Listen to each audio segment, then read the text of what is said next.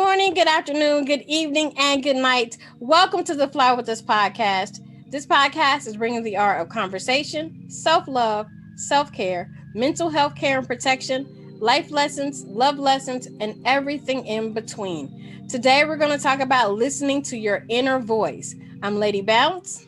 And I am Picket Fence. All right, you got the mindfulness minute. What we Word talking up. about? Today's Mindfulness Minute is brought to you by Steve Jobs. Have the courage to follow your heart and intuition. They somehow already know what you truly want to become. Word up. Word up. And that goes with today's topic, which is listening to your own voice. How do you feel about listening to your own voice? I think you have to. I listen to other people's voices. I take in others' opinions and thoughts about things. But when it comes to decision making, the ultimate decision comes from my own inner thoughts for what I know to be true, for how I think, act, and believe, and how I live my life. It doesn't always work that way. So there are some times where I ignore my inner voice and I do what somebody else wants me to do because it makes them feel better and not make me feel so much better, on my end. So it's a struggle and a balance at the same time. Give me some examples of that. Of which one? Of when I listen to myself versus listening to somebody else? Yeah. Or a better question is, when, like you were saying, that listening to your voice be better. Give me an example where, like, a situation where, like, listening to yourself would be better for you to do. Well, it for me, I've had lots of examples like that in my personal life and even as a teacher. So I'll use a teacher example because it's more universal and I don't want to put anybody on blast. But I had a student who his academic level is lower than what was perceived by the other staff members. Because I'm an intervention specialist, it is my job to teach him the way that his brain learns and the way his brain functions based on his academic level. So I gave him some work that was on his academic level, and one of my coworkers thought that work was beneath him, or he could do so much better. He was, a better student. He deserved more out of me, as if to say I was somehow shortchanging my student by giving him work on his academic instructional level as opposed to his grade level. So in that moment, while I listened to what my coworker had to say and I considered it, at the end of the day, the ultimate decision was mine to make. And I made the decision to give that student work that was on his instructional level versus his actual grade level, because part of what I do as an intervention specialist is to take those grade level concepts and break them down to the student's instructional level.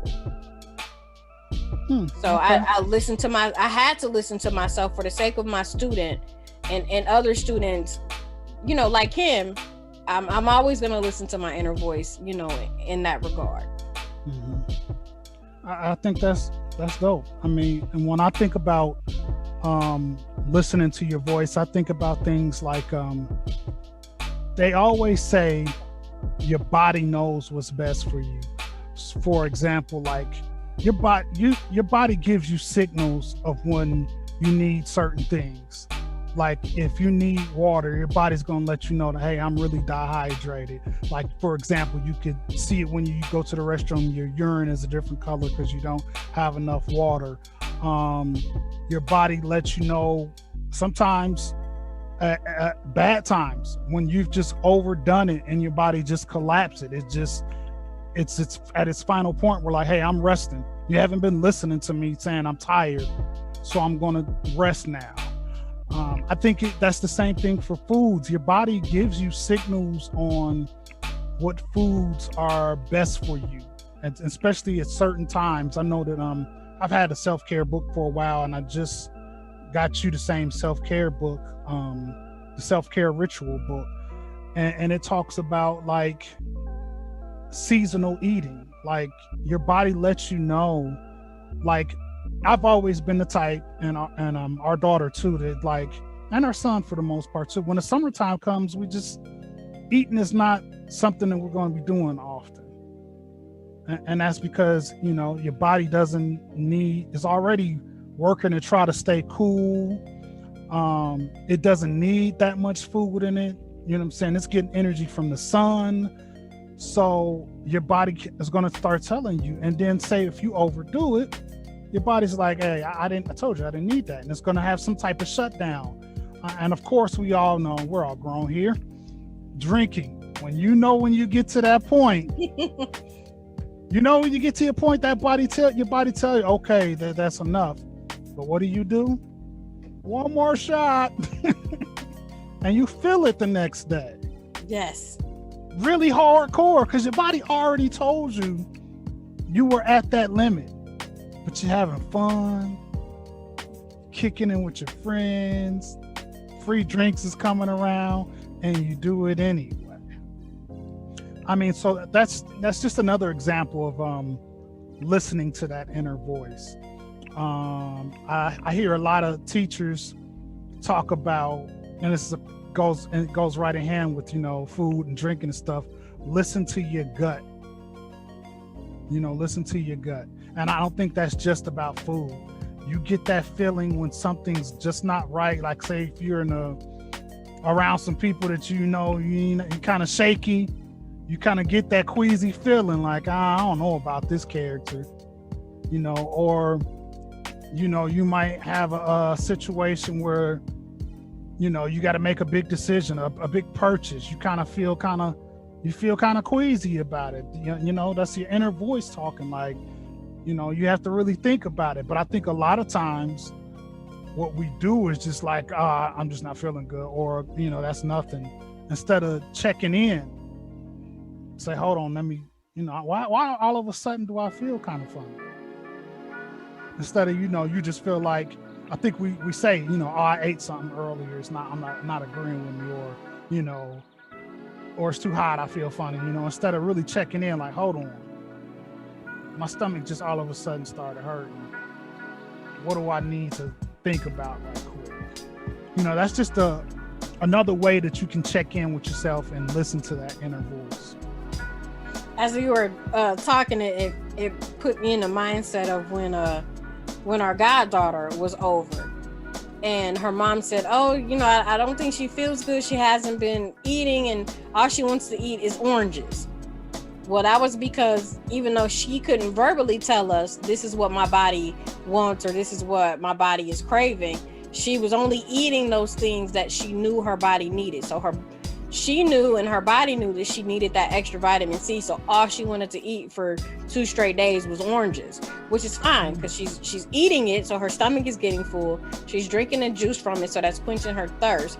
Plus at that time, she was still nursing real heavily. So she was getting exactly what her body needed. She was getting that good breast milk. She was getting that good vitamin C, those good oranges in her. So it was funny to hear you to say that, because you have this little human who can't talk, but knows exactly what her body needs so that she can feel better. Yeah, that's all at this point in time, she doesn't have the world thought. Her whole consciousness is her inner voice at this current time. So like you said, it's hot outside. Nobody likes water. At least nobody I know likes water except for older people. You can see older people sitting on a porch with a glass of water. You have water right now, but I have to make myself drink water, and kids are the same. I mean, I remember, we gave her some water and she, nah, I'm not messing with that water. Put some little juice in there, mix it in, color, bam. And oranges are packed with water. That's the one thing, if you're a person that struggles with water, make sure you eat a lot of fruit and vegetables that are high content in water. But your body needs that. And because we have the world thought in our mind, we'll be like, I don't like water. But your inner self is saying you need water. So if you're having that battle, that's something that you can do. You can, get you some of them fruits and vegetables that are packed in water. Lettuce, strawberries, oranges. Celery. Yes. And you need that. So, and like I said, you get signs. You have the dark urine. You get more sluggish. You slow down. You get the foggy brain, because you aren't properly nutrient.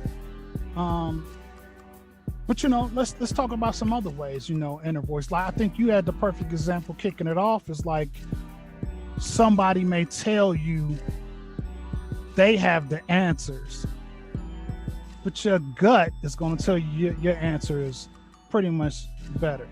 And sometimes it's hard to fight. Like, you're an expert in your field. And for somebody that's not an expert in that field to try to tell you what's better, that can be a no-brainer. But still, because we have this world thought in us, it kind of, a lot of times it will it affects you in a certain way. You end up overthinking about it. Like, dang, should I, could I, would I? And we need to really learn to trust our gut feelings, our inner voice. We have to, even if you have to look in the mirror and tell yourself daily, I am a beast at this. Until you get it, because I know plenty of times, me, you, all of us go through. If you don't go through it, then you're lucky. You're not in the world with the rest of us, where you contemplate stuff like that. I know when I was working in corporate America, and and people would always question your work. Like, I trained to do this. I know what I'm doing, but you think about it like, man, maybe I should have. But then you get those end results and be like, nope, I knew what I was doing. So have you ever had a time where you didn't follow your inner voice? How did that turn out? Lots of times. And it makes you more upset because you knew you were right in the first place. And you're not supposed to be, I told you, type of person, but you can't help it. I know I can't help it. I'm working on it, but when I know I was right, I'm gonna be like, man, I told you. I done told it you. But yeah, I just, and I think that it's that's the thing that's hard to really, take control of, because especially when you're working with others, and it's a lot of times if you're working in group settings, majority rules. But it doesn't necessarily mean that the majority is right. That I think sometimes that's the worst feeling when you working with a group of individuals and you have to make a group choice, especially with people who are not as knowledgeable about a situation as you, and the majority rules. I think those are the hardest times, because it's like, you can't do anything but shake your head like, well, I know what I'm doing. Why don't you trust that gut feel? I more than have a gut feel. I am trained at this. I know what I'm doing. And it's sometimes, I'll put it this way. For me, it's really hard because I am an aura-based person. So like, I get my gut feeling. I know, especially when it comes to people, I can tell when a person is some bojangle, some shubu. We don't cuss on here. You about to make me cuss. I'm not about to make you cuss. And nine out of 10 times, my feeling on people and their character is right. 9 out of 10 times. And saying if we're in a group situation, say for example, we have to make a group decision, team decision on hiring. People gonna come into an interview and what I'm saying, they gonna get their jig on. They gonna sing, dance, and Motisa, you like to see me do a song? Here's a new number. They're gonna do whatever they do to try to sell themselves. But see, I'm going to be looking for your knowledge. And like the RZA says, you can see a weakness of a man right through his iris. I'm going to be scanning your aura. And I know that's not a commonplace because we aren't all on a spiritual level. And I think in those situations, it becomes more harder for a person like me because most people are going to fall for the sing and dance. Mm-hmm. And then you end up with some boo-boo. And I think that I think that we all have the potential to be more spiritually inclined and in tune to our inner voice. But I also know it takes a lot of work to do that. And a lot of people may not want to, they may not want to do that work, or they may not know how to do that work. Well, that's what we're here for. We are here to help you get through and do the work.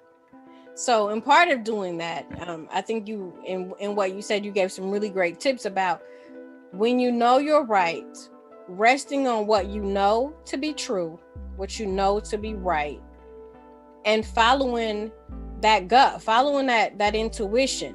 Now, there are some times where your intuition may lead you to, I'm not going to say lead you astray, but it may lead you to make a decision based on your perception of a thing or of an event. So in those moments where, you need to make a decision, you really have to check your perception of what's going on and see if your intuition is right about the perception. Because sometimes you can perceive a situation a certain way, and so then you get in your head or in your mind, in your gut, that you're going to make this decision.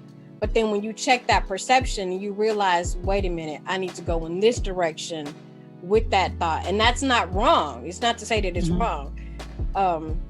It's about, doing the right thing for the right reasons at all times. Now, there are times in your life where you're going to do the right thing for the wrong reason, or you're going to do the wrong thing for the right reason. You really want to try your best on a daily basis to do the right thing for the right reason. Mm-hmm. That way, your karma and your soul is always happy. And of course, your ancestors who are looking down upon you are always happy because you're doing the right thing for the right reason. Exactly. And another thing to throw in there with what you were saying, which was beautiful, far as, your gut feeling and perception, you also have to balance your emotion in there too. Because you might have a gut feeling, but your emotions might kind of alter that gut feeling, or it may alter your perception of things. You may have a gut feeling, but if your emotions are not in check, you might not analyze that gut feeling correctly. You know what I mean? You might be emotional about, say, for example, say it's a situation where for some reason you have to work with somebody you already don't get along with or something like that. You already have a bad taste in your mouth about a person. Your gut may be telling you automatically like, no. So you have to analyze your emotional tie to this person. Am I saying no because I already know this mug ain't a blitty blip blip? Or am I saying no on a level of, what's the proper word? Correctness or intellect? Right. Is it business or is it personal? Yes. So, and they both might be a no, or one might be no, might be yeah. I mean, you might be over emotional about it, but say the person is qualified for the situation. You might have to tame your emotions down and say, okay, I'm getting a bad gut feeling because emotionally, I don't mess with so and so, but intellectually, this person might be best for the situation.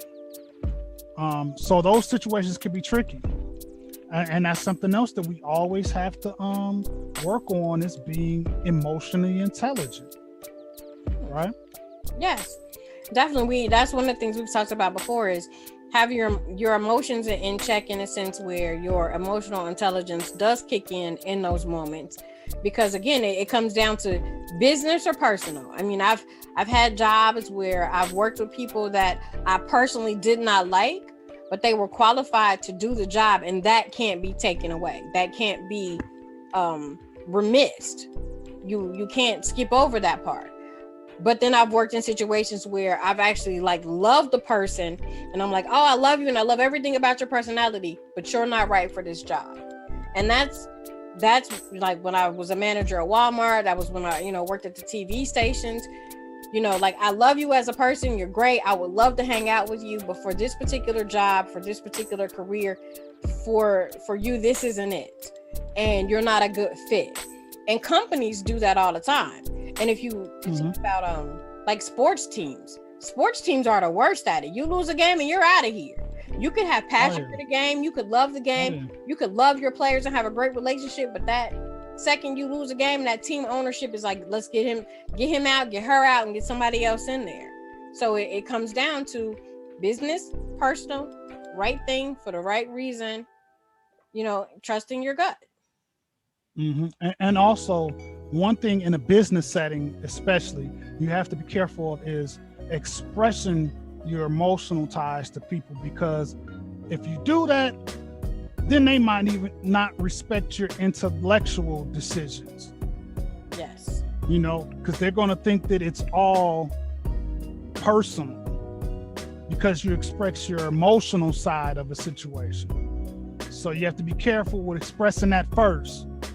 You might want to always go with the intellectual first, because like I said, if you express your emotional first, the other counterparts might think that it's personal, even though it could be personal and intellectual. So like I said, that ties into, really being emotional, intelligent, and keep everything. You got to keep everything in balance. Yin and yang. Yin and yang. So with keeping it in balance, what's our self-care assignment for this week? What are we doing? So I got this fancy little book that I got for Father's Day. I'm not even gonna show y'all because we don't be showing y'all. I'm telling you the information. You just take it and look it up for yourself. Going back to what we were talking about earlier, as far as like your body knowing what it needs, especially when it comes to food and being hydrated and things like that. I saw this little thing that's going to be our self-care. I'm just going to read a piece of it and you'll get what the self-care assignment is. A farmer's market offers an outstanding array of local produce and homemade food. You might be surprised at what's being grown right in around you. There's sure to be a market in your area. Find out its schedule and pop in regularly. Let your senses savor their offerings. See the brightly colored displays and smell the fresh peaches and herbs, and maybe snag a sample or bite. Get some of these things and make a recipe out of the ingredients that you purchase. Now, the reason I picked that, and if you didn't get the self-care assignment in there, is go to a farmer's market. We have lots in our area, especially it's summertime now, and the weekends, you could pick one up. There's several local food giveaways as far as produce and things like that. One thing that is important as far as nutrition is eating from your environment. Your local produce is best for your body because it has nutrients that are mixed into your environment.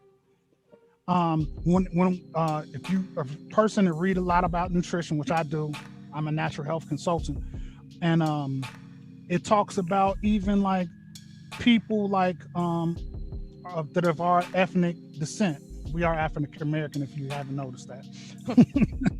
But it talks about how important it is to eat foods that are native of where you come from. Now, like I said, it's good that we're in Ohio and we eat produce from Ohio, but we're also, like I said, African Americans.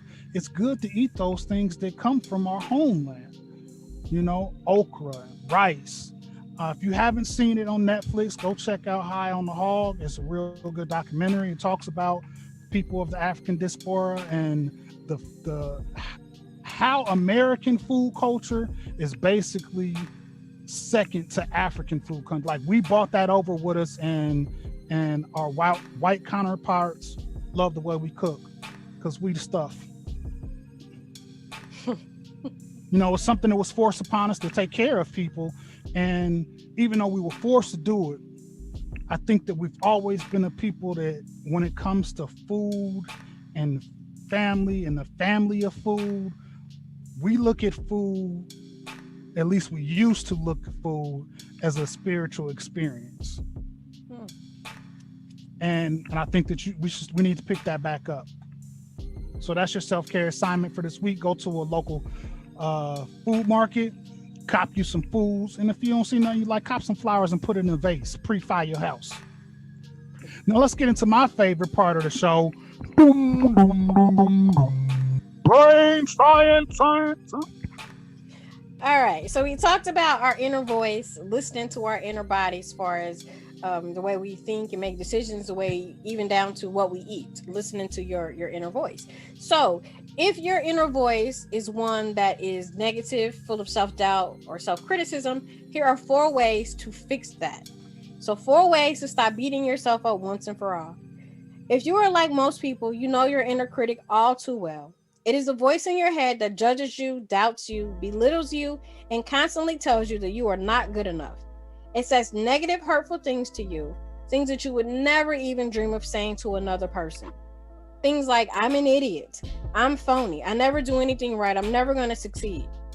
Like it or not, everything you say to yourself matters. This inner critic is not harmless. Your inner critic, your brain, your body cannot distinguish between a real thought and a critical thought, and they're damaging your brain and your neurons. So, how can we help? Following are 4 steps that will help you silence your inner critic. First of all, notice your critic. To gain control over your inner critic, you have to first be aware of it. So during every conscious moment that we have an inner dialogue with ourselves, much of our thinking is so automatic and happening so rapidly that we barely take time to notice it before we move on to that next thought. So make the conscious effort to slow down and pay more attention to your thoughts, and it will help you notice when your inner critic shows up so you can shut that critic down. A good exercise to try is for 1 week. Keep an inner critic log. So write down everything, no matter how small it is, that you notice about your inner critic coming to fruition, telling you things that you're not cute enough, you're not good enough, you're not this, you're not that. Write those things down in a journal. Then separate the critic from you. The inner critic doesn't want you to notice it. It thrives best when you mistake it for being part of your authentic self. However, you were not born with this inner critic. The critic is a voice that you have internalized based on outside influences and learning, such as other people's criticisms, expectations, or standards. So the number 1 way to separate yourself from the critic is to give it a name. Any name will work. To add some levity, you might want to try using a silly name like the old hag or that inner demon, whatever. Whatever it is that you decide, the most important point is that you separate it from your own identity. If you are Jane, your inner critic is not Jane. Your inner critic is something and somebody else entirely. Number 3, talk back. Talking back to your inner critic is an important part of taking away its power. Simply telling the critic that you don't want to hear what it has to say begins to give you a sense of choice in the matter. When you hear the inner critic start to speak, tell it, go away. Tell it you refuse to listen. Tell it that you know it is a liar. Tell it you are choosing instead to be kind to yourself. Number 4, replace the critic. The best way to defeat the critic is to have an even stronger ally on your side. You need to grow an inner voice that acts as your own best friend. In order to do this, you need to start noticing the good things about yourself. No matter what the inner critic has told you, you do have positive traits. You matter. You are needed in this world. Although it may take some effort to retrain yourself to see those good traits about yourself, with time and effort doing this work, you can silence that inner critic. Word up. Word up. That was perfect. What else can you say? You know, Hey, I like it. I'm definitely going to since I have so many journals, I'm definitely going to start an inner critic journal. And I may just do it for about 30 days just because I don't have a lot of time to keep a long-term journal because I have so many other long-term journals I'm keeping. But I'm definitely going to try this exercise and see what changes about myself. And then I have to come back and report out of, how I feel silencing my inner critic. Cool. Well, that brings us to the end of our show this week.